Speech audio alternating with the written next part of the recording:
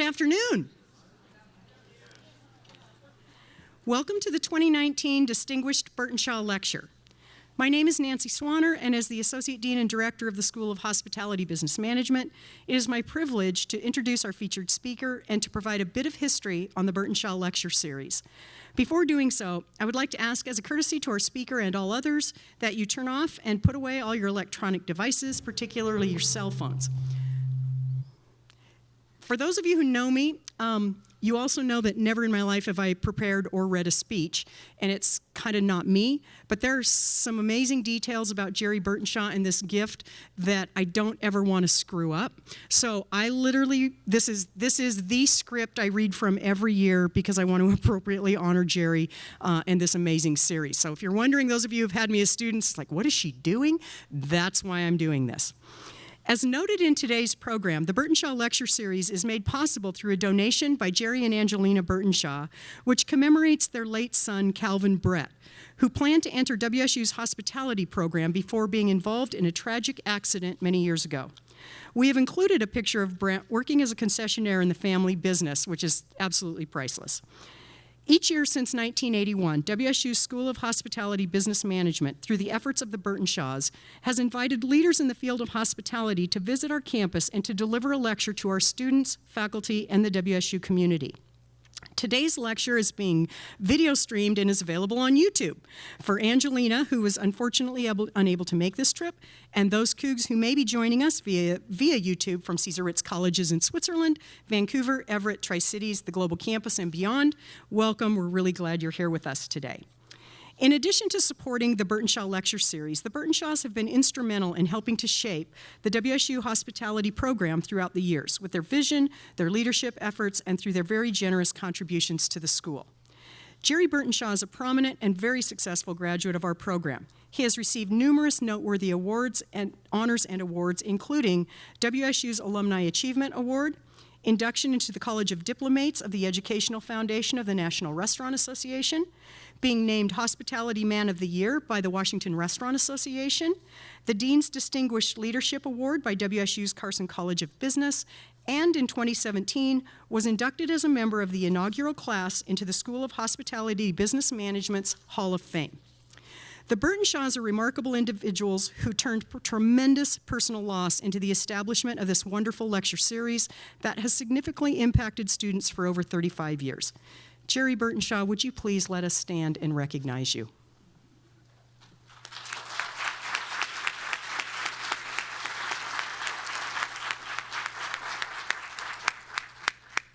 Jerry is here today with his son, Calvin, who is a budding entrepreneur, is starting a wood-fired pizza business over on the west side. So Calvin, thank you. Thank you for coming along and making sure Jerry got here safely.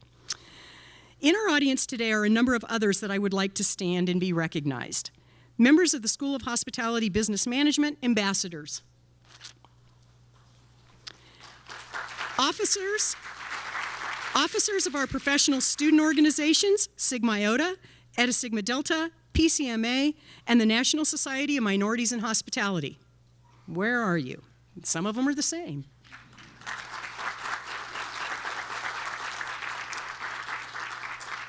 Faculty and staff from the School of Hospitality Business Management and from the Carson College of Business. Yay. And last but not least, the very dedicated members of the School of Hospitality Business Management Advisory Board.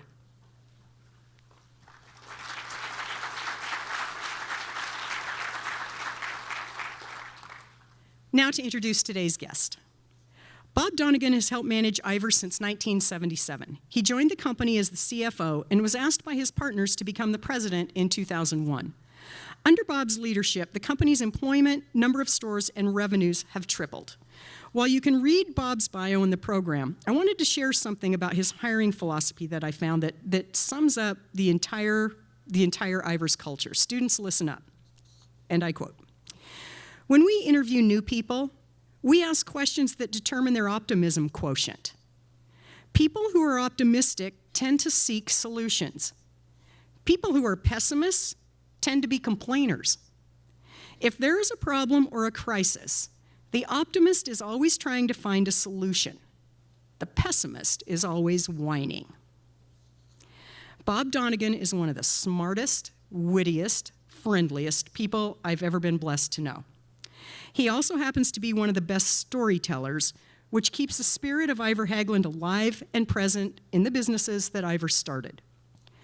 Ivor Haglund, through his estate, endowed the first professorship ever in the College of Business and made the largest gift to date to the hospitality program at Washington State University.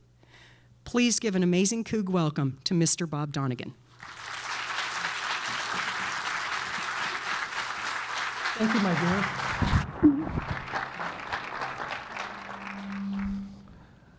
So that introduction is far more glamorous than it needs to be. You will see that I'm not very comfortable, and none of the things she said are true.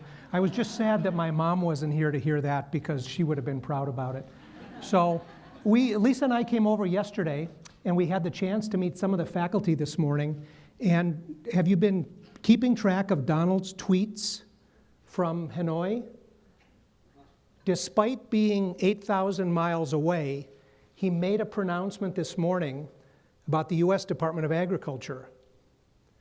It will be illegal for dairies to grate or slice cheese anymore, because he wants to make America great again. It takes a while to get to the back. So here we are. I thought what we would do is I'd tell you a little bit about Ivor, a little bit about Ivor's, what's allowed us to get to 81 years in existence. And some of this is true and some of it isn't, so you'll have to figure out what that is. So let's see if we're live here. Remember, I promised you that Mr. Micah, how are we doing? It's probably operator error.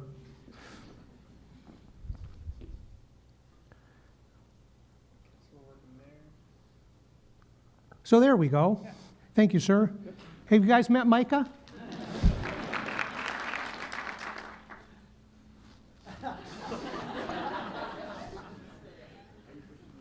So what am I pointing to, Micah?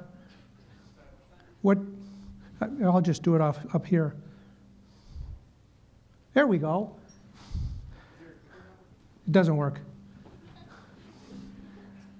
So this is Ivor Haglund in 1915. He's a 10-year-old boy. Those of you who've been to Seattle know West Seattle. That's where Ivor was born. He was born in 1905, and while he was a little boy, he saw the Smith Tower being built. Remember that. It'll come back.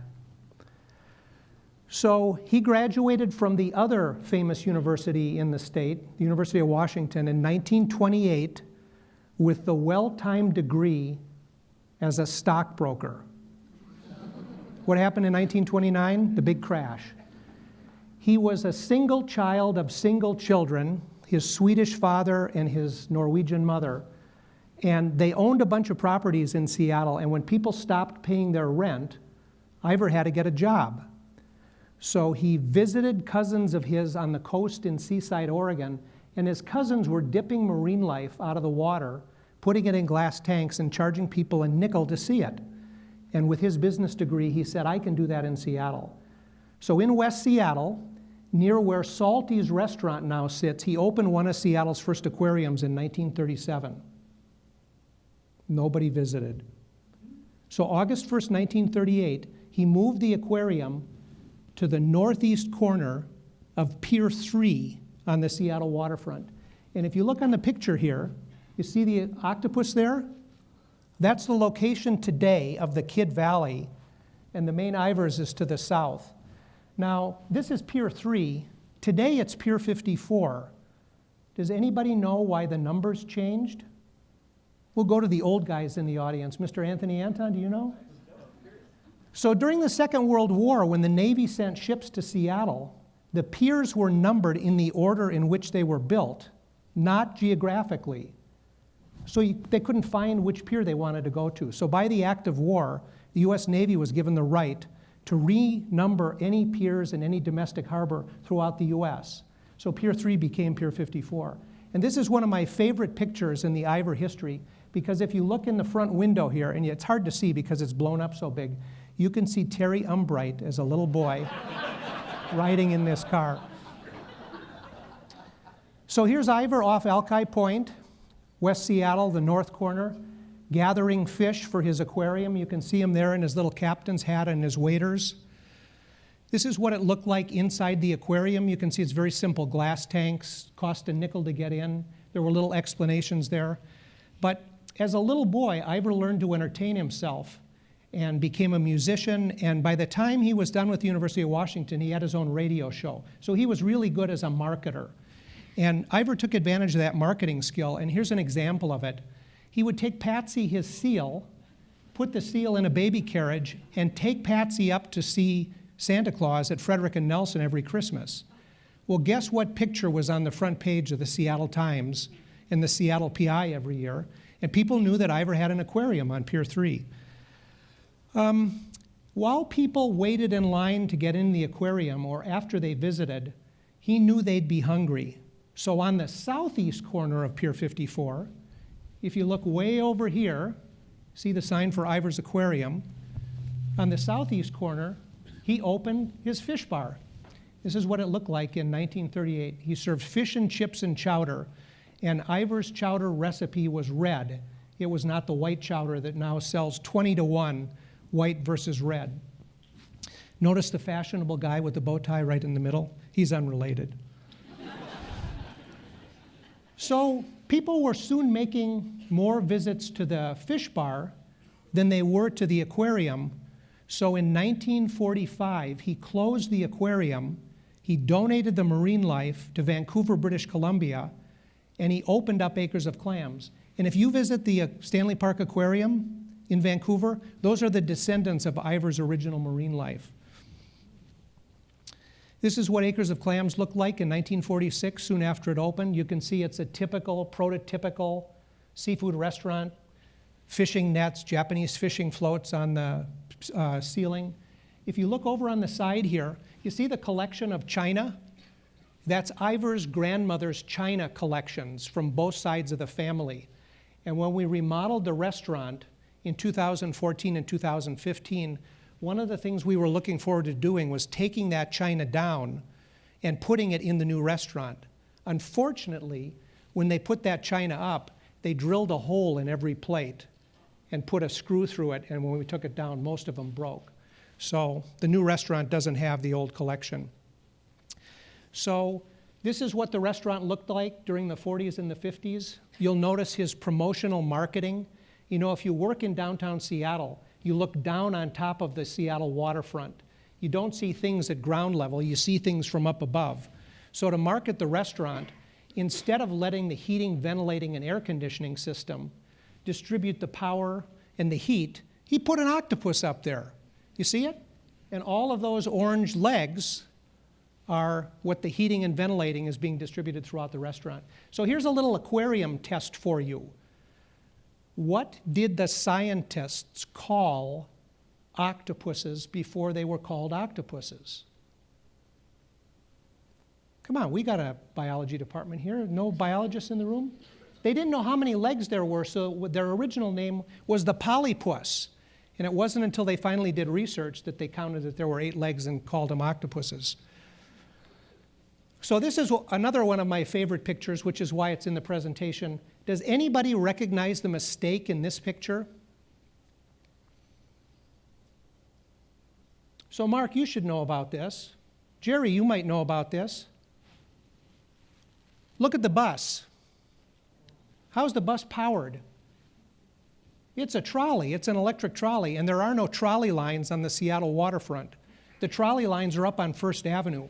So when Ivor had the bus painted in 1951, he wanted to have a picture of it to use in his advertising. So without telling the city, which operated the bus line, he hired a tow truck, went up after the morning rush hour, unhooked the bus, brought it down to the waterfront, took this picture. These are the guests. Here's Ivor standing next to Seidenquist, the chef. For disturbing the people's commute, he gave each of them a gift certificate to bring their family back for dinner, hooked it back up to the tow truck, put it back on First Avenue. The city didn't know this happened until this ad started appearing in the newspapers. So it's hard to believe, but Ivor was a restaurant innovator. This is what we think was the first food court in the world. This is up near Seattle University on Broadway and Madison. And the little restaurant is behind. There were 4 different windows in the restaurant. At one window, you could get seafood. At another window, you could get Mexican food. And to make it legitimate, he brought a family from Mexico to actually cook the food. This is the Arredondo family. And they produced a son who, in 1985, became one of the people who acquired the company on Ivar's death. And then the guy standing behind them is our current longest tenure Ivar employee, Bob Lazenby, managed the fish bar on Pier 54 for 50 years. So the second window served Mexican food. A third window served Chinese food, and he brought a couple from China to cook the Chinese food. And the fourth window served pizza. And he never understood why he sold so few pizzas until one of the servers one day said, "Ivar, you got a trout on it. The eye of the trout is looking up at people. It scares them off." So if we go back to the picture here, again, this is a historic picture. If you look in the middle of the picture, you can see the guy with the lei on. Does anybody recognize who that guy is? I'll give you a hint. He played basketball at Seattle University. That's one of the O'Brien twins. And standing next to him is his brother. They played at Seattle University. This is one of the 2 teams in the history of the Harlem Globetrotters to beat the Globetrotters. And the Seattle University team went to the Final Four of the NCAA championship that year. Both of these brothers were drafted and played professional baseball with the Pittsburgh Pirates. And Johnny O'Brien lived in Edmonds and just died last October. We talked about the Arredondos. Ivar was always active in the community. You'll remember when the big World's Fair happened in 1962. Ivar was on the planning committee for the World's Fair. Here's the restaurant he opened underneath the Space Needle. You can see the legs of the Space Needle in the back. And Ivar and his second wife did the decorations for the location. He had a property out on the Olympic Peninsula, and they gathered flotsam and jetsam, and they put it on 2-foot by 4-foot pieces of plywood, stapled it up there, and that's what the outside of that restaurant was. And if you visit the Salmon House now, up in the rafters of the Salmon House, you'll see that those decorations are still there. And then here's the ad that he took out in the Seattle Times and the PI, advertising the opening of the World's Fair and his participation in it. You can see there wasn't a lot of color in the Seattle Times or the PI in the 50s or in the 60s, but Ivar did lots of stuff. Ivar was a closet pyrotechnician. He loved to set off fireworks. There was a restaurant he had at the north end of the waterfront called the Captain's Table. And the Captain's Table was separated from Elliott Bay by the Burlington Northern Railroad tracks. And the Burlington Northern engineers knew if they parked their trains in front of the Captain's Table that Ivar would be furious with them because it was blocking the view of the water for his guests. So he would pay them off to move their trains by buying them dinner. Well, guess where the trains were parked every night? But Ivar liked to set fireworks off, so in 1964, during the city's budget crisis, the city came to him and said, "Would you pay for the fireworks in Seattle?" So this is a poster that was done by the HITT, H-I-T-T, HITT Fireworks Company, which was on Rainier Avenue in downtown Seattle. They made fireworks in downtown Seattle. And this was one of the posters that Ivar used to advertise his fireworks. They started first being put off of Duck Island in the center of Green Lake. It soon overwhelmed the Green Lake neighborhood. It moved down to Lake Union, got too busy there, and then it moved down to Elliott Bay. And in 2008, after 44 years, we stopped the fireworks. Does anybody in the room remember what happened September 15th, 2008? That's when Lehman Brothers went bankrupt. That was the start of the Depression, the recession. And we were finding at Ivar's that we were getting hundreds of requests from food banks and community groups to feed people. And we said, we can spend hundreds of thousands of dollars on the fireworks every year that a few people get to entertain themselves with one night a year, or we can feed people throughout the year. So that's why we stopped the fireworks in 2008. Now, interestingly, When Ivor started the fireworks, there were no other public fireworks anywhere around Puget Sound. And in 2008, when we stopped it, within a half-hour drive of downtown Seattle, there were 35 communities that put fireworks on. Kingston did it, Bremerton did it, Sammamish did it. So there really wasn't a need for us to do it anymore. And we would rather put our money into feeding people who needed to be fed. So Ivor was a wide traveler. He traveled frequently to Asia. And if you visit some of our restaurants, you'll see some of the artifacts that he brought back. If it says kitschy on it or ugly, that's something that Ivor bought in Asia and brought back. But he came back from one trip and he met his real estate broker, Nick Nickerson, and said, Nick, I want to open Ivor's Roman baths on a barge in Ballard. And you can see how big Nick is. Nick said, Ivor, what is wrong with you? You don't know anything about Roman baths. You need to open a restaurant. And a month later, he brought him to this site. And does anybody recognize that site? I'll give you a hint. That's the I-5 bridge there.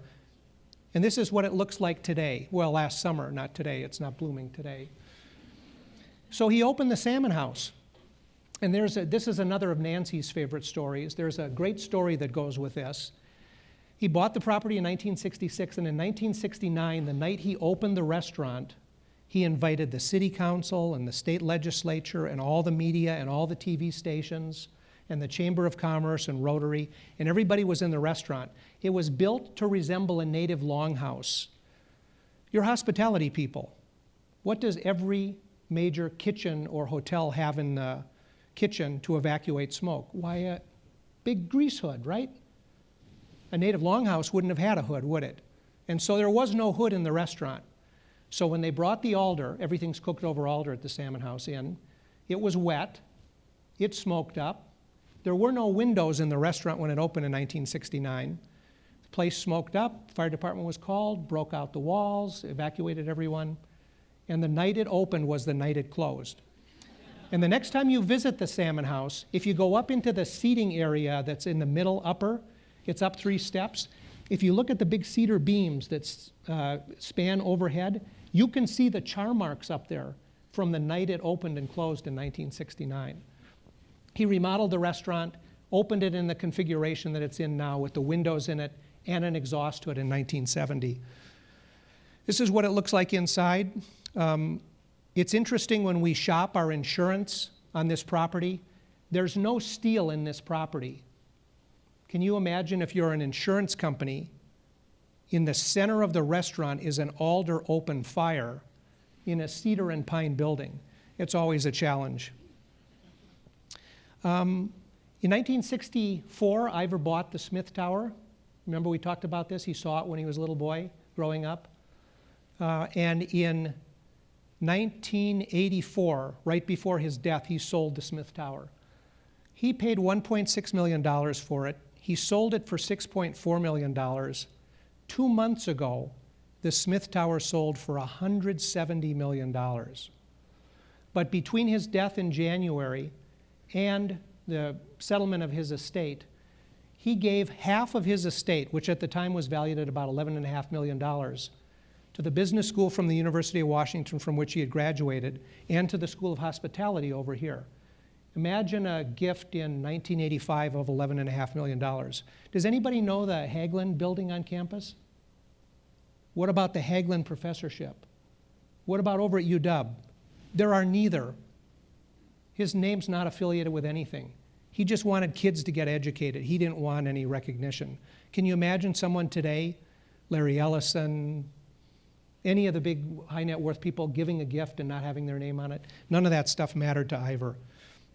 So soon after he died, the 5 partners who took over were his senior lieutenants, guys in their late 20s and early 30s, and John Morris, who had started Kid Valley, the original store in the University District on Ravenna and 25th, came and convinced the boys to buy Kid Valley. They had 4 stores at the time, and they were having trouble managing multiples of them.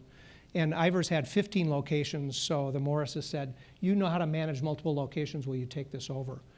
Now, the reason John started Kid Valley was while he was a student at the University of Washington, he had fallen in love with a woman who had not fallen in love with him. And if you know the university site, immediately north across the street from it is a dry cleaner, and next to that is an apartment building. And this woman who was the object of his love lived in that apartment building. And John said, if she sees how hard I work, she'll fall in love with me. Well, she didn't, but his bookkeeper did. And so Kid Valley did end up getting him a wife. Now, another story. Here's the original logo, the Burger Babe, hot pants, platform shoes, sitting on a hamburger. Entirely misogynistic, right? So in 2001, on the 25th anniversary of Kid Valley, we did a promotion kind of like Patsy and the Seal. We like to take advantage of free media. We're a little company. We don't have a big advertising budget. So we said, let's get today's Burger Babe. And we advertised a contest in which we said, would you like to be the Burger Babe? Tell us why in 1,000 or fewer words. And we had a giant half hamburger made, which we put on the barge at the Salmon House, and we had them come and interview. Now, unbeknownst to us, the food reporter for the Seattle Weekly decided she would enter and she would embarrass these 5 middle-aged, overweight, white misogynists. Guess who won the contest? She told a story about going to lunch and dinner with her father regularly as a little girl and how attractive that was to her and how much she learned from her dad. And she was selected because she was so articulate and so thoughtful. So Bethany Jean Clement became the Burger Babe. Now she's in trouble because she's got to publish this article in the Weekly about how bad this company is, and she's complicit with it. Do you know what Bethany Jean does today? She's the lead food reporter for the Seattle Times. We're like this. She's a good friend. We talked about the captain's table at the north end of the waterfront. This is an advertisement for it. In 1991, the boys wanted to remodel the restaurant, but the landlord didn't want to make the seismic improvements to make it safe in an earthquake. There were dozens of Ivers employees who worked there, and the company didn't want to lose them. So the company bought from the Taylor family up in Mukilteo, Taylor's Landing Restaurant. So as you come down to take the ferry from Mukilteo to Clinton, you come down the Mukilteo Speedway, and immediately north of the ferry dock was Taylor's Landing. And that's the location that they bought in 1992. Anybody who worked at the captain's table could transfer there and worked in that location. And we still have a couple of people from that time who are still working at Ivers Mukilteo. This is what the banquet room looks like inside. In 1996, after about the 3,000th customer said, hey, this is really good chowder. Could we buy some of this to sell in our grocery store or to sell in our restaurant? The boys said, hey, maybe there's something here. So we went into the business of packaging and selling chowder.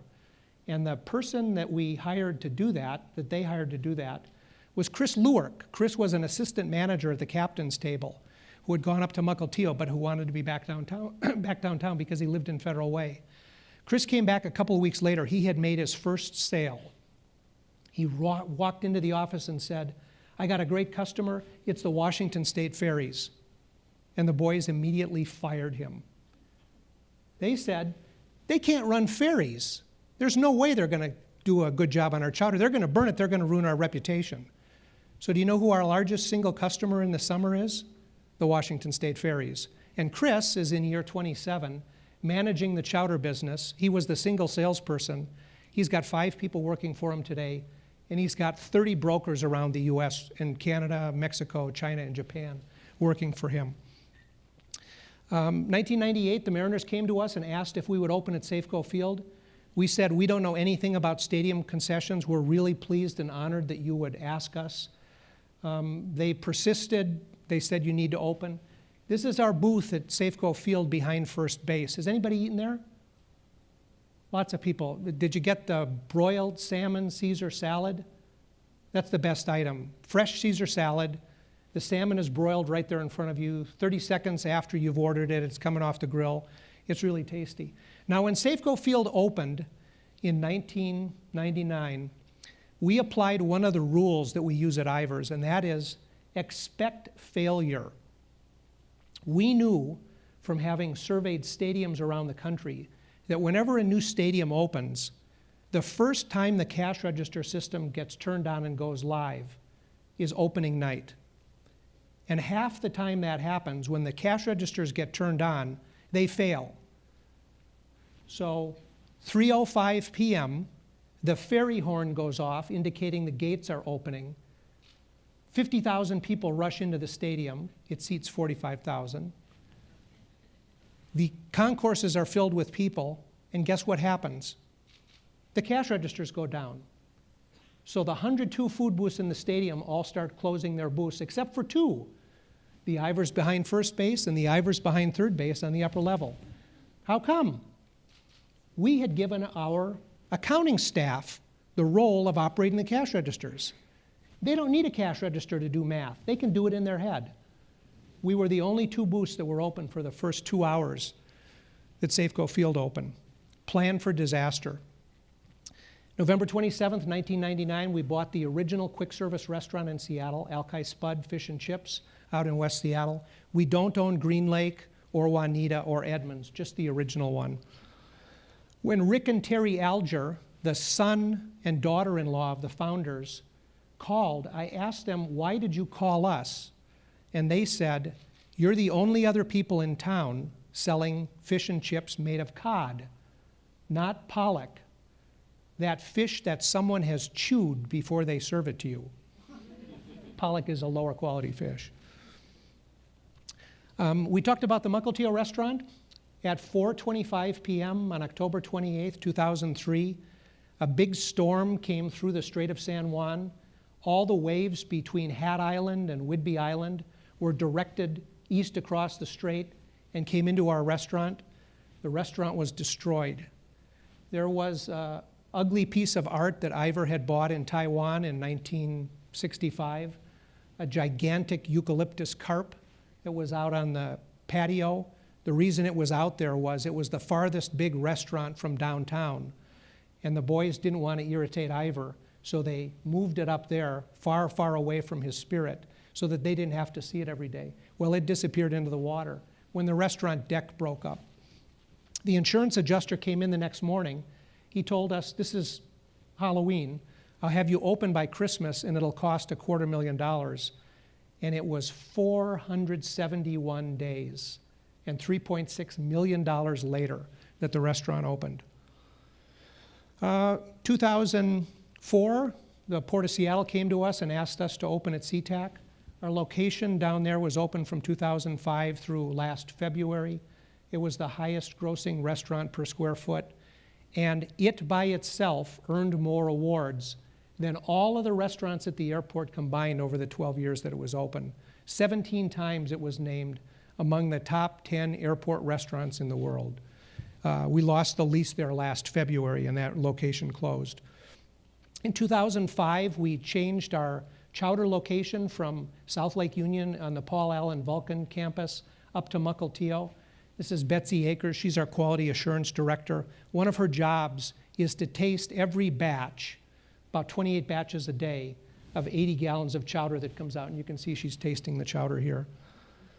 Now, we don't measure things the way anybody else does. We don't talk about gallons or pounds. We instead say, if you took every gallon of chowder that we made and poured it into an 8-ounce cup and stacked it one on top of the other, it would be as tall as 5,475 Space Needles.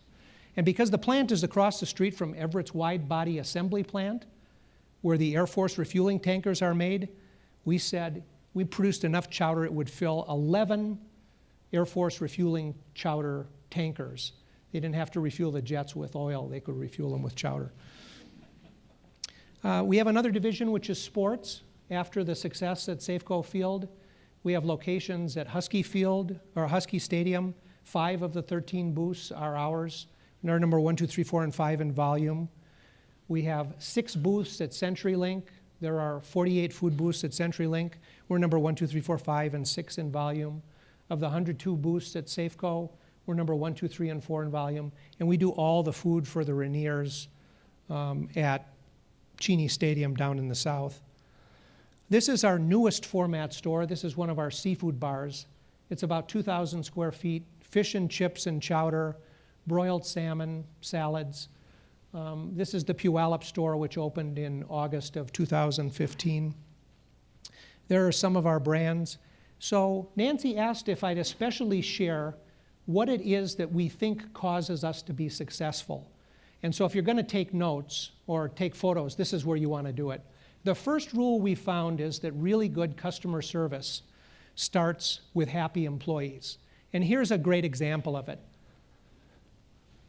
Sue and Donna, in the center here, were on the opening crew at the Salmon House in 1970, the second opening. On their 37th anniversary, here's Sue and Donna, and here they are up here. These women live in the International District in Seattle. Their kids and their grandkids work for us. These are 30 and 40 and 50-year employees of the company. On December 8th, 2008, there was a big snowstorm in Seattle. And during that snowstorm, Packers were in town, played the Seahawks. It took people 6 or 7 hours to get home. Well, the next morning, Sue and Donna had to get to work. But because Capitol Hill is up and down, the buses weren't running. So these two women, who at the time were in their 70s, walked from Capitol Hill at home, 4.2 miles, over Capitol Hill into the Salmon House because they knew if their customers were going to show up, they needed to be there. How do you find employees like that? Do you think they would do the best job of customer service? They love their customers and they love their job. Rule number one, good customer service starts with happy employees. Nancy told you about the little interviewing technique we used. We seek optimists. So let's play a little game here. Mark, tell me about your last job. My last job? Your last job. My last job before this one was with Gonzaga University. How was that job? It was fabulous, he said. Tell me about your boss. My boss? My current boss? Your past boss. Oh, my past boss? She was wonderful. So while we do that interview, you ask a series of neutral questions, and you keep track of positive comments that the person makes and negative comments that the person makes. And if at the end of the interview, the ratio of positives to negatives is not 4 or 5 to 1, don't hire them. They're pessimists, they're whiners, they're complainers.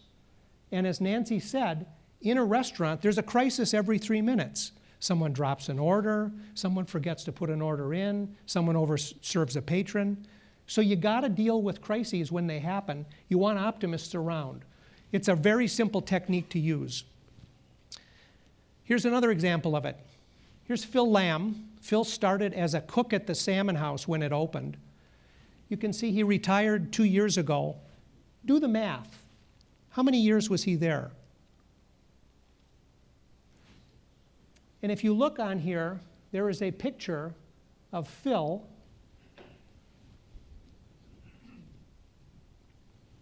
over in the Middle East. Queen Noor wanted Ivor salmon to be cooked in an event. So she flew Phil and the Salmon House team, including an alder pit, over to cook for the King of Jordan and her for an event. And Phil was the one who did that. When Phil stopped working at the Salmon House, he went up to the chowder plant and he became a quality assurance guy. And he just retired a little while ago. Here's another example of that. We hire people for their enthusiasm and we train them for their skills. So the guy standing with his foot on the chair is Joe Vizentainer. Joe was a special needs kid, and when he graduated from high school, his sisters brought him to the pier and said, "Can you find a job for him?" And so Joe became the patio boy for the fish bar. He unloaded the trucks, he emptied the garbage, he cleaned the tables, he did all kinds of stuff.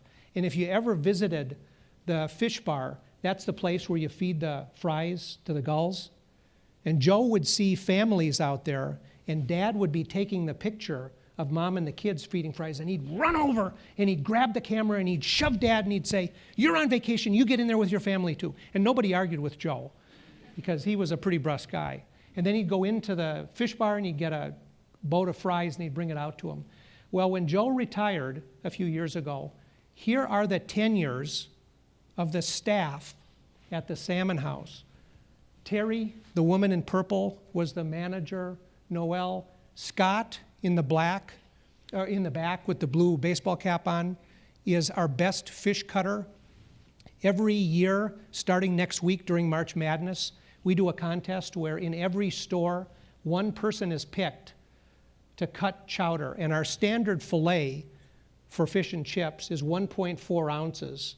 And we give the best cutter 10 pounds of cod, no scale, and 3 minutes to carve 1.4 ounce fillets. And you have a contest and you go up the ladder. When Scott won this last year, his average fillet, no scale, 3 minutes, was 1.41 ounces. He was 1/100th of an ounce off our standard, blind. Now, if Scott was here, while we'd be talking about this, he'd be filleting fish. He wouldn't even be looking at it. He's that good. Scott's the kind of guy you never want to argue with because he's so good with that knife. It would be over before you knew what was going on. Here's another example. Terry, we just talked about. Myrna was the assistant manager at that store, and Paul was the district manager for that store. The three of them have 70 years of tenure with the company. Every month I write a letter to our bank, our insurance company, the advertising agency, and the auditors telling them what happened in the month. And one of the things I'm proudest to include is the list of the longest tenure employees. And here's Kerry Thompson. Kerry manages the Kent Seafood Bar. Look at his tenure there, almost 47 years. When people get to 25 years, we give them a special gift, special for them. When Kerry had his 45th anniversary, we gave him and his wife a trip to the Philippines. And here is Kerry in one of the little tiny Philippine cabs last fall when he went over. But look at the tenures of those people. We have, I checked just before this visit, 77 people with more than 30 years of service, and 44 people with more than 40 years of service out of roughly 900 people in the company. When you find good employees, don't let them leave. So here's the crew of the Mukilteo restaurant when we reopened it after the storm damage. You recognize in there some of the people. Here is that same crew last week. If you have a yellow circle around it, those are people who are still there. This is 14 years later. Look at how many people have stayed with the company up there. If you find good employees, don't let them leave. When we closed the pier, September 28th, 2014, to remodel it when the seawall was being built, these were the three longest tenure employees. From the left, Francis Remilio was a busser and a host trainer. Mikey in the middle operates the dish pit. He has washed dishes for 42 years at Pier 54. Put 2 kids and 4 grandkids through college on it. He designed the kitchen, he designed the dish pit because nobody knows how to wash dishes better than him. When I got to Ivers in 1997, one rack of dishes took 4.7 gallons of 190-degree water to wash it. Using Mikey's system, one rack now takes 0.4 of 1 gallon of 190-degree water to wash it. And then the guy on the far side is Sammy Wu. Sammy was the pantry chef until he retired last summer.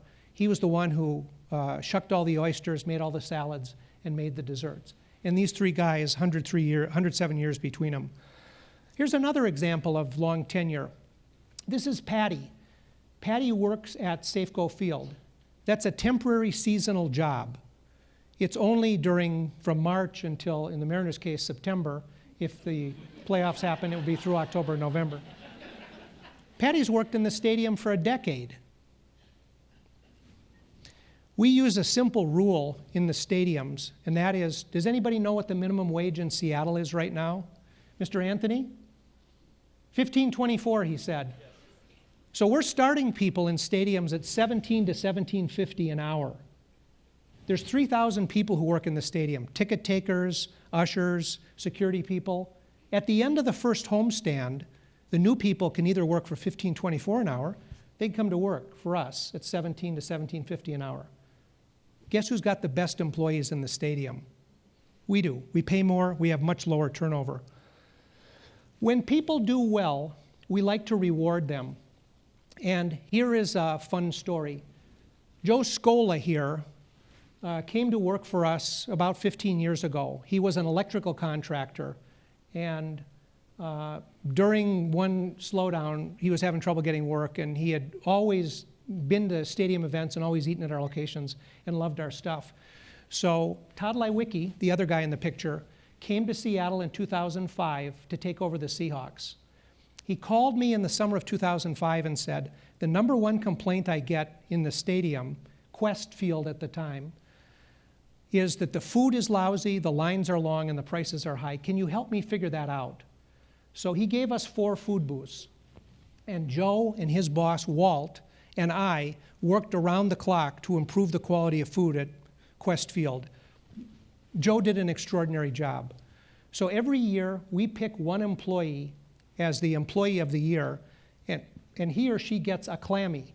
And the clammy is a wrestler's body with the head lopped off and a giant clam put on it. And in addition to the clammy, you get a big cash award. And Joe loves to be in the background. He never likes to be out front. So we knew that if we told Joe he was going to be the employee of the year, he would disappear. He wouldn't want to be anywhere around that. So before the NFC Championship game in 2006, I asked Todd if he would come into a little scheme. Would you help us present the Employee of the Year to Joe? And I told Joe that we were going to give the Employee of the Year to Todd for letting us into the stadium. So in the pregame, we were down on the field. I give Joe the clammy. He gives it to Todd. Todd gives it back to him and says, Joe, congratulations, you're the Employee of the Year. And Joe thinks that he has misunderstood. So he gives it back to Todd. And Todd says, Joe, look up at the scoreboard. You see the TV broadcast? Joe Scola, you're the Employee of the Year. Joe was furious. He left the stadium. He didn't work the playoff game. We didn't see him for 2 weeks. He was so angry with us. But when people do an extraordinary job, we reward them. Here's another example of that. This is Wes Boyd. Wes is another stadium group employee. We get to throw out the first pitch at the last home game of the year at Safeco Field because of our relationship with the Mariners. And we ask all the employees who work in the stadium, roughly 250 people, who should that be? Wes is a condiment guy. All he does every game is he loads the condiment stands at all of our booths and cleans them and makes sure there's napkins and ketchup and mustard and tartar. And the employees said, Wes should be the guy. So at age 84 years old, Wes threw out the first pitch. See his name back up on the scoreboard there? Now, Wes practiced with his daughter, Terry Boyd, who was the manager of the fish bar on the waterfront, and Jeff Boyd, who was an assistant manager in stadiums, for weeks so that he could throw a strike. And you see, he didn't use the mound. He came in a little bit closer. We do everything we can to reduce employee turnover. So you may know that turnover in employees nationwide is between 150 and 400% a year. That means for every one of our 1,000 employees, we'd hire 5,000 people a year. And I don't know restaurants, so when I got there in 1997, I asked Cheryl, our human resource person, what does it cost us to hire, train, get a health card and a Class 12 license for a new person? And in 1998, that cost was $2,040 per person. Now remember, we're hiring that job 5 times. Do the math, that's $10,000 a year we're spending in turnover. So what we did is change the system, and we gave employees that $10,000 up front. So if you look at the example there, where is it? A manager's wage in 1987, manager's wage was about $19,000. They are now starting at about $60,000 a year, and they are getting a $15,000 profit-sharing bonus opportunity. Our turnover through January of 2019 for the last 12 months was 53% among staff and 3% among the management team. So we do everything we can to reduce turnover. Obscure magazines that you've never seen, Chain Leader, which is a publication of restaurants, called it an innovative program. In addition to that, everybody who works for us, including part-time people, gets full benefits. Medical, dental, chiropractic, optical, counseling, drug abuse. Every dollar they put in the 401k, we put 50 cents on top of. Because when you find good employees, you don't want to lose them. We're also, number 6 rule, compulsive about knowing our customers. So we interview about 400 customers in stores every other year. And we ask them roughly 3 minutes of questions. They now do it online so that we can know what do they read, where do they eat, how many kids do they have, what their income is, what their home phone number is, what their email is. 96% of the people who fill out the survey will tell us their income, their cell phone, and their email address. They're enormously loyal to us. We would never abuse that information. But the result is that we know a lot about our customers. So here are national statistics on quick service restaurants. If you start at the top, if you're a typical person who visits a quick service restaurant, you visit that same restaurant roughly once a month. Look at our customers. They visit us every 10 days. And we're not selling caffeine here. This isn't like Starbucks where they gotta come in. They come in because they want to. The typical person eats out between 6 and 8 places regularly. Their share of stomach is between 13 and 17%. Our customers give us half of their dining out occasions. In part, that's because there aren't a lot of quick service seafood restaurants, and in part because we have very loyal customers. You see, we skew very high in education and in income. And the guy who does this market research for us is a national restaurant researcher. He tells us that there's no other quick service restaurant he's ever surveyed who has customer satisfaction scores like these. The 93% satisfaction score is on a 5-point scale. That's extremely satisfied or satisfied.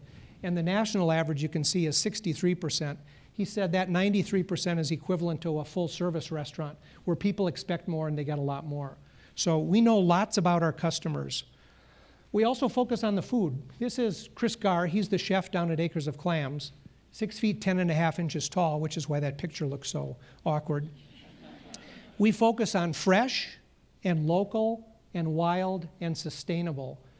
There is one state in the Union whose state constitution requires that its fisheries be maintained sustainably. Do you know what state that is? It's Alaska. So most of the fish we get that aren't coming fresh out of Washington come from Alaska, because we know we don't have to worry about that. The harvests are similar today of what they were in the 1950s before Alaska became a state. When we opened our newest store in Issaquah in October 23rd last year, this is the advertisement that we ran. You can see, unlike other quick service chains, we're not offering 2 for 1 or discounted or special flavors. Our secret ingredient, it's fish. And here's an example. In the full service restaurants, we like to use fresh and local. And this is Merv's Dykstra. Merv operates a farm called Full Circle Farms. It's an organic farm. He serves the Salmon House, Acres of Clams, and Mukilteo Landing. And he brings over fresh fruit to us every Monday and Thursday. And you can see that box of cherries roughly a year ago this spring that he bought it. Merv is 74 years old. You can see his truck there.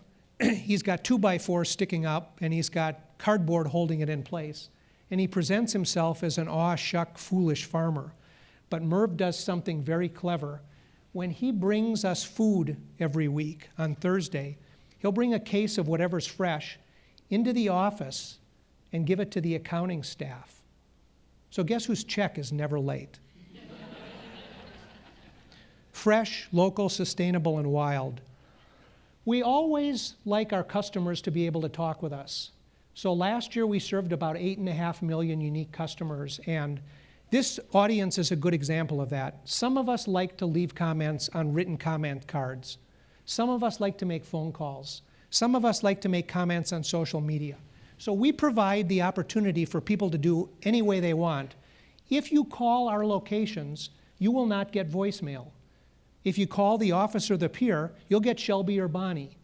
We're a customer service business. It's about helping people. It's about reacting to them. And one of the interesting things we developed is a program called Customerville. The nephew of our market researcher found a way to automate customer comments.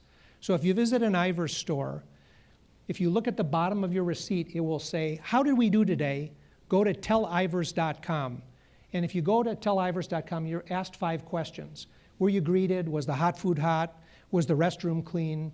Were you satisfied with your meal? And the last question is, was there something so good or so bad about your experience that you want to talk to someone about it right now?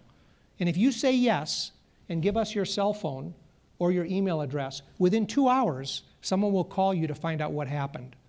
And at 4:02 every morning, we get a report listing every comment made by every customer yesterday. And I pulled this last week before I sent these notes, and you can see the usual comments, how happy people are about things. But if you look at Dawn's comment up there in Marysville, she said, dirty tables, no ketchup, no regular sauces, seem very overpriced for such low quality, and no condiments. So that afternoon, Devin, who operates the Marysville, manager of the Marysville store, called Dawn. That evening, Terry, the district manager, called Dawn. Carl, the director of full-service restaurants, called Dawn. And the next morning at 10 o'clock, I called Dawn. And when I called, she says, what are you doing? This is the 4th call from Ivers. The place was dirty. It doesn't deserve 4 calls. Well, the reason it does deserve 4 calls is we calculate the lifetime value of a customer. We know that last week, the typical customer in a seafood bar spent $12.89. And when he or she came in, there were 1.6 other people with him or her. You do the math.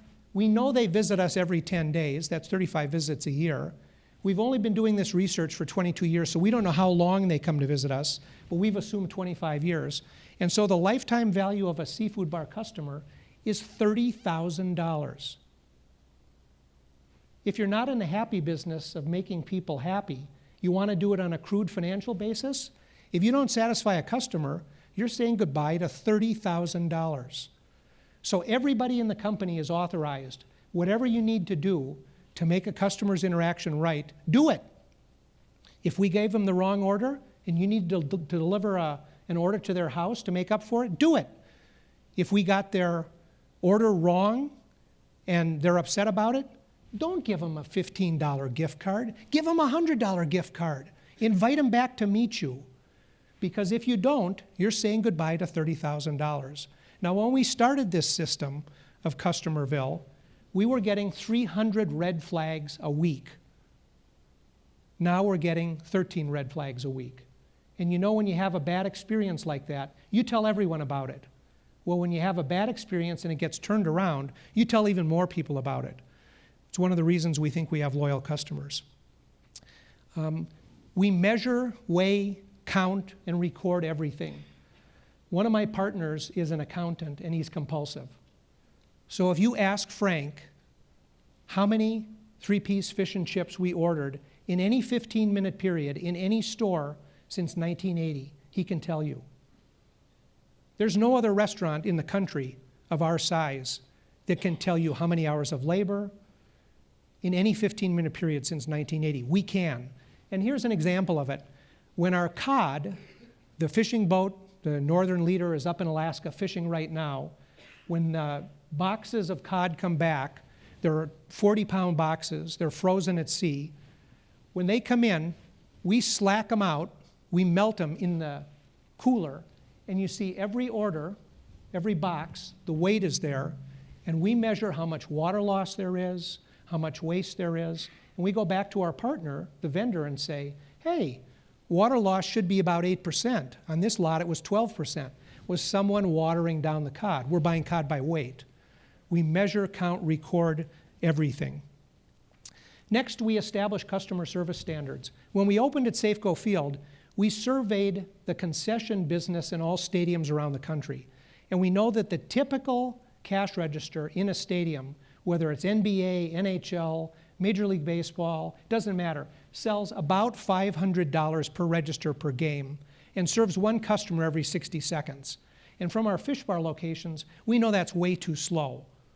We established a target of serving $1,000 per register per game, and serving one customer every 30 seconds. And at the end of that first half season at Safeco Field in 1999, this is what we were doing. $2,200 per register per game, serving one customer every 22 seconds. And if you visit a stadium with any Ivers employee, all of us have our watches. And when we go to a booth, we find someone with a red sweatshirt or a red cap on, and we time how long it takes that person to get through the line. That standard of $2,200 per register per game, at the last Seahawk game this year, it was over $3,000 per register per game. Measure it, count it, establish standards, and measure against them. And this is the reason why we do such enormous volumes. This is that last Seahawk home game, December 28th. Here's our Kid Valley on the upper east side of CenturyLink Field. Count the staff. This is the food service vendor's booth next to us, taken 30 seconds later. Count the staff. So as an example, if you go to a Seahawk game and you go up the north steps under the Hawk's Nest, there's a Kid Valley on the right, and there's a hot dog stand on the left. We operate the Kid Valley with 43 employees. They operate the hot dog stand with 14 employees. We have one person at the cash register who all he or she does is takes the order and takes the cash. We have another person standing behind him who's the expediter who takes the order of the next person in line. What can I get you? Goes and gets it, hot off the grill, brings it back out. There's another person who only pours soda and beer. And the result is we're able to turn those customers over so fast that we do enormous volumes. The typical Kid Valley at the Hawk's Nest averages about $36,000 to $40,000 a game. The hot dog stand next to it averages about $6,000 a game. Customer service, measure it and count it. Next, make vendors our partners. Here is the boat that's up in Alaska fishing for us right now. This is an Alaska leader boat called the Northern Leader. It's a partnership between some Ballard Norwegians and a Native Claim Settlement Act company.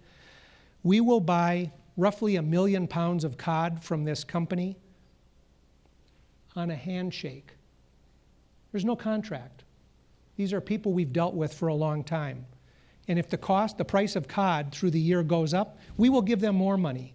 If the price of cod for the year goes down, they will give us a rebate. It's a handshake based on a relationship. Here's another example.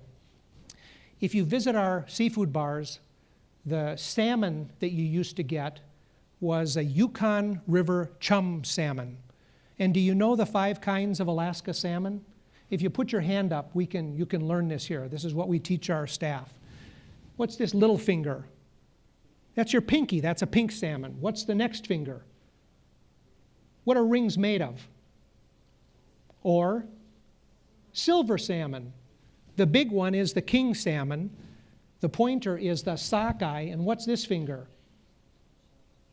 Thumb sounds like chum. So we were buying from a native family up there called the Queepac family, chum salmon. It's the dog salmon.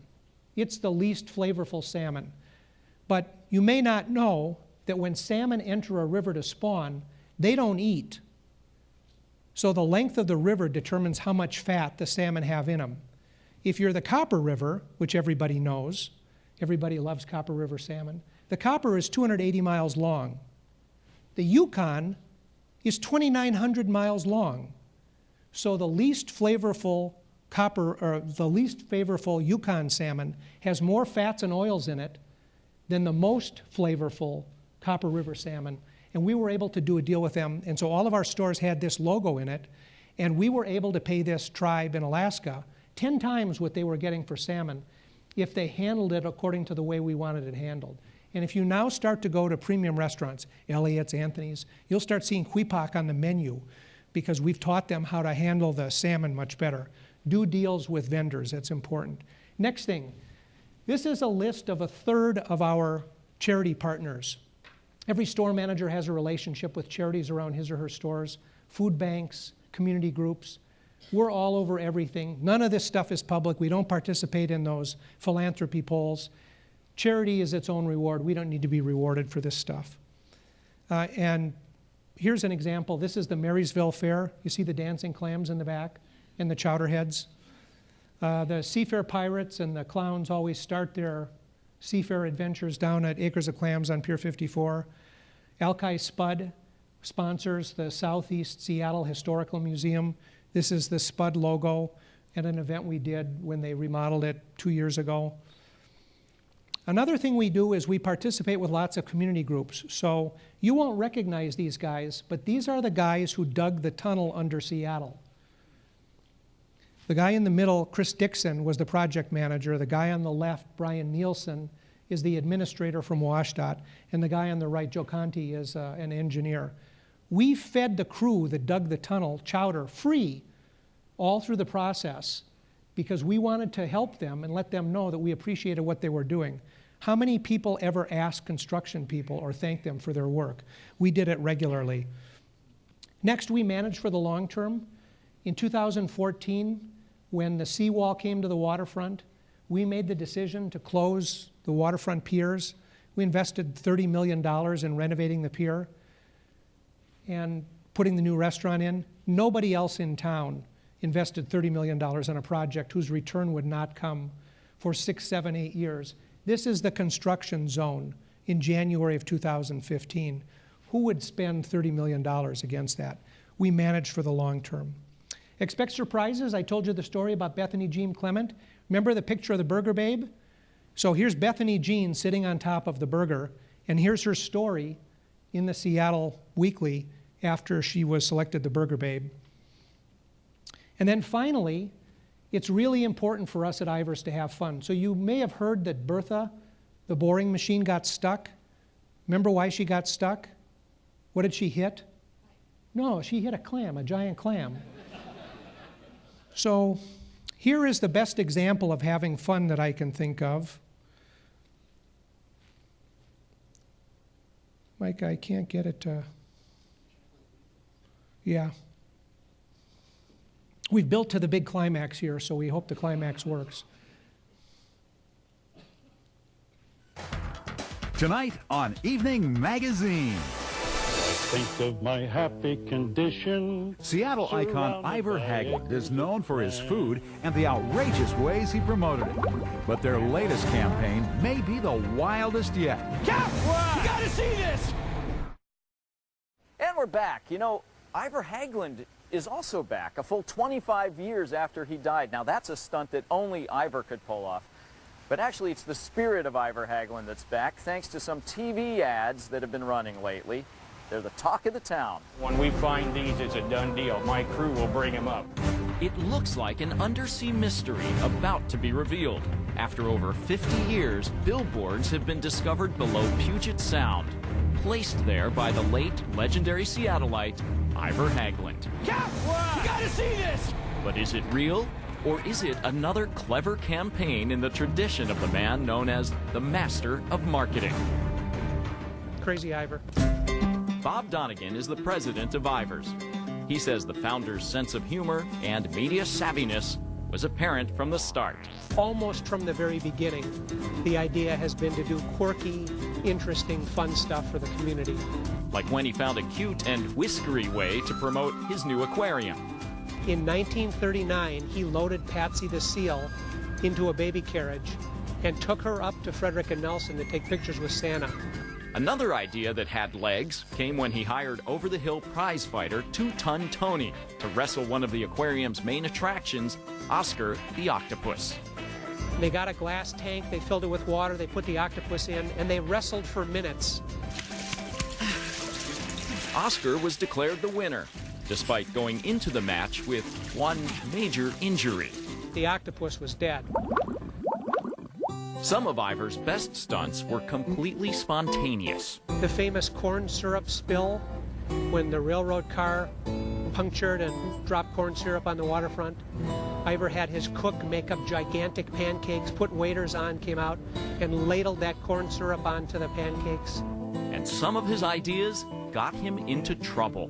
The famous stamp caper, where he produced a stamp that looked like an official U.S. postage stamp. Secret Service, Postal Service showed up asking him about these things. In In the 70s and 80s, Ivers produced some classic TV spots that featured everything from singing sea monsters to the now iconic giant clams. And roll cameras. Good speed all around. Despite passing away over 20 years ago, today the company that bears his name is still keeping Ivers' tongue-in-cheek tradition alive, with one of its most ambitious ads yet. Ivor believed that he was always looking ahead, that people would not be commuting above water. They would be commuting by submarine. Counting on Ivers' unconventional reputation to help solidify the story, the idea and the ad had a lot of people believing the billboards were authentic. But in reality, it's just a new chapter in Ivers' book of crazy commercials. We blocked out all the shots, hired the producer. They worked and planned and met with the divers, met with the captains, got sun angles, looked at tides, looked at everything. And action, bring it up. I think there's about 20 people on board today just to film a couple of 30-second spots. It's a pretty complicated thing. Place to be peaceful and quiet. That spot is on Puget Sound. Ivor Haglund may be gone, but the spirit of the man famous for telling us to keep clam is still making us keep smiling. We hope this campaign brings a little bit of fun into the fall television season. Ivers is about fun. As I think of my happy condition, surrounded by acres of clams. Seattle historian Paul Dorpat, himself a local icon, is actually writing a book about Ivor. He expects it to be done sometime next year, and I, for one, can't wait to read it.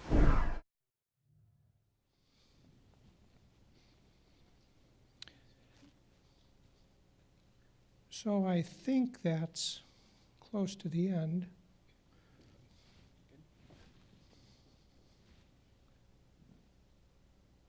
So as I was thinking about what are the things that you should take away from today, if I was a student or faculty, here are some big topics that I would think about. Number one, Anthony and the Restaurant Association have been looking at what's happened to labor cost in restaurants.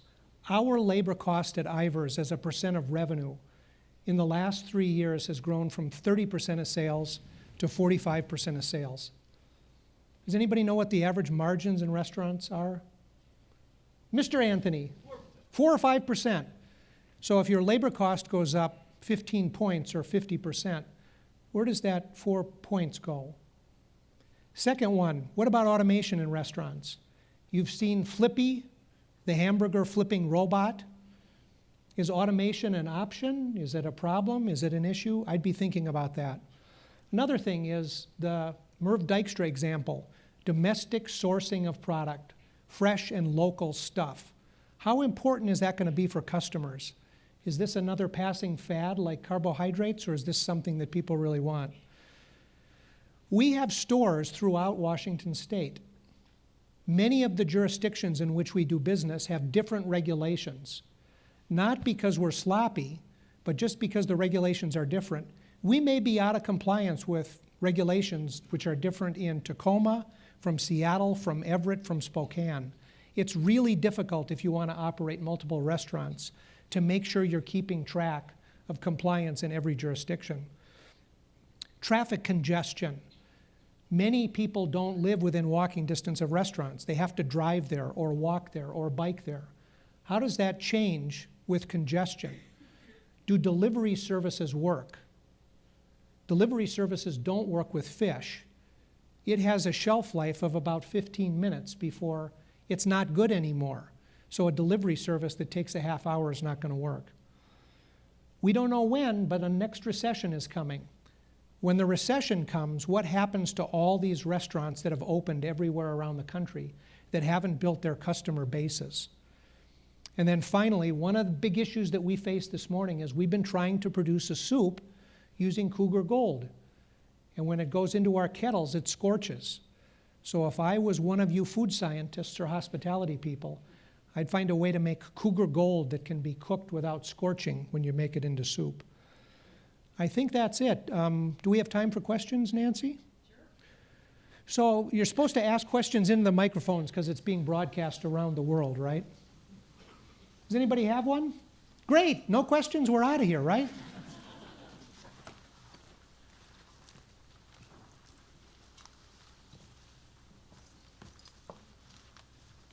This is a shy group.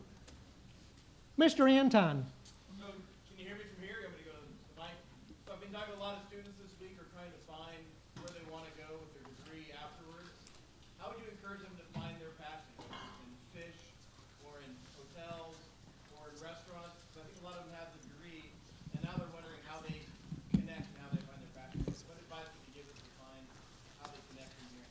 So the question for those of you online is, how should students today find where they want to work? And what I'd suggest is the 60 potential employers that are coming this afternoon to talk with you, talk to them and find one that you fit with. Remember, this isn't an interview of you being interviewed by them. You're interviewing them as well. Find out if they subscribe to the same values that you do. And you're expert researchers. You spent the last 4 years learning how to look things up, assemble it, crystallize it, and report it. Do the research to find out what kind of organization you want to work in. Now's the time to demonstrate your skills. And if you're going to interview at Ivers, demonstrate that you're an optimistic person. What else? Right here, Bob. Hi, I have a question. What do you think, what technologies or innovations over the years have you seen create the biggest impact on Ivers?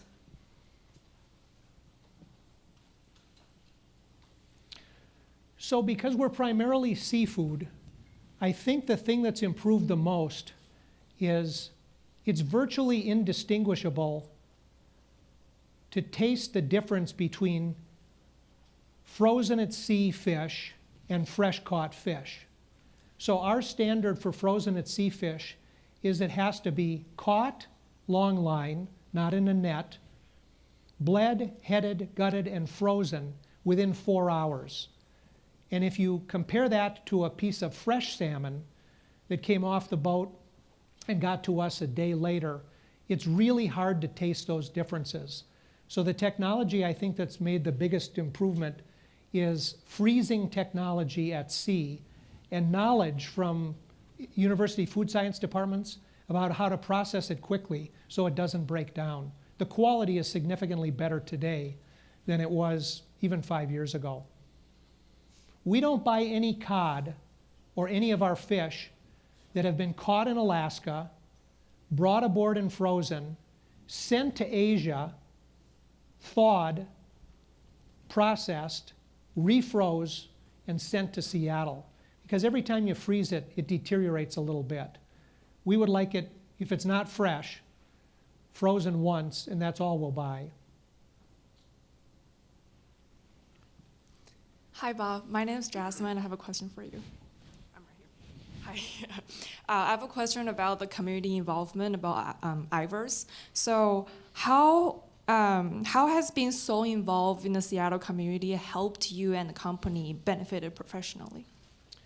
So if you ask people, customers and potential customers, why they go to restaurants, in Seattle, in university towns, it's very important that people connect just beyond the flavor of the food. So the more opportunities we have to be in the community, talking about what we do, sampling our food, giving people the opportunity to know who we are, the more likely we are to get that person to become a regular customer. And it works the other way too, because as we talk with customers and potential customers, we find out what's important to them. So one of the questions we ask is, against a list of, first we ask them, why did you pick this restaurant? And they answer that unaided. Then we give them a list of factors. The restrooms were clean, the food was hot, the fish were wild, the fish were from a sustainable fishery. And one of the things that surprises us is, on the other side of the mountains, everybody assumes that all the fish are wild and sustainably caught. That's a baseline assumption. By being in the community, we learn those kind of things. Thank you. Bob, we're going to take one more question, and then we're going to wrap it up because a lot of these students have to get to class. All right. Hi, my name is Emma Claire. My question is, Seattle is quite the hotbed of politics, whether it be minimum wage or advanced scheduling.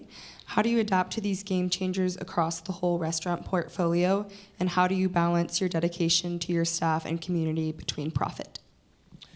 So Anthony and I have spent thousands of hours together. Anthony runs the Washington Hospitality Association, and at the time of the $15 minimum wage, he was the head of the Washington Restaurant Association. The types of organizations that we affiliate with are really well-run organizations. Tom Douglas, Anthony's Restaurant, Matt Galvin at Pagliacci, Joe Fougere at Tutabella, Zips in Spokane, well-run organizations that treat their people well. The problem with many of these laws is they seek to penalize bad operators, but in the process of going through the legislative process, the bad operators are exempted from the law. And I'll give you an example of that. When the city's secure scheduling task force was created, we were members of that stakeholder advisory committee. The very first day we met, the ordinance was already written. The issue hadn't been defined. The problem hadn't been isolated. Alternatives hadn't been identified. So we asked the city, and the Restaurant Association did a separate survey, and asked people, employees and employers, tell us about scheduling. How often are you made to work when you don't want to work? Or how often are you scheduled for a closing shift and then have to work the next morning for the opening shift? Both the city's survey and the Restaurant Association survey identified there was a pattern among abusers of secure scheduling. And they were organizations with fewer than 50 employees. If they're moms and pops and someone doesn't show up for work, everybody else has to cover for it. And if there's a dozen employees, it's hard not to ask people to do it. Well, in the City of Seattle's ordinance, guess who's exempted from participating under the law? Any employer with fewer than 500 employees. So the very employers who are treating people less than admirably don't have to conform to the law whose bad behavior they created.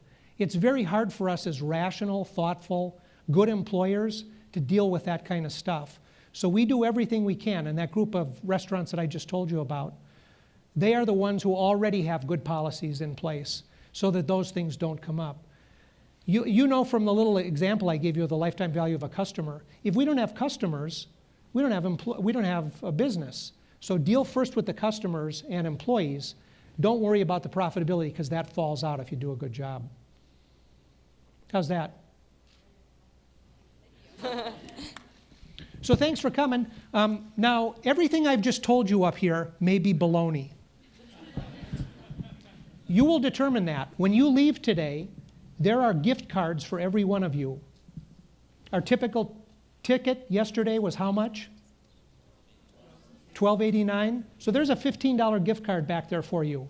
Pick one of those up, go to one of our stores, send me a note, make a Customerville comment, and tell me if what I told you was true or if this is all made up. Thanks for coming.